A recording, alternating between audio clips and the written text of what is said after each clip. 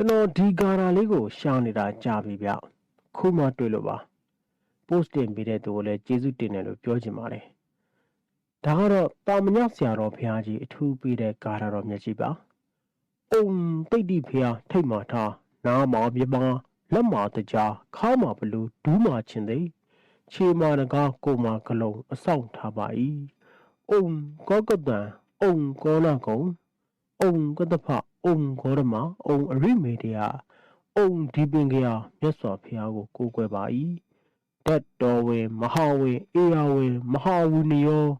ဘောဓိရှိတံဉာဏ်တော်18ပါးအုံဖျားအုံတရားအုံတန်ဃာတော်နဲ့ရွှေအစင်လာဥကောင်းတော်ကမြေမို့တောင်မျက်လုံးတော်ကပလဲအောင်သွားတော်ကဝရစိန်လေတော်ကတန်ချောင်းမဏိဘောဓိရွှေညောင်ပင်ကပွင့်တော်မူပါ၍လေးသင်္ချေနဲ့ကဘာတသိန်းရှစ်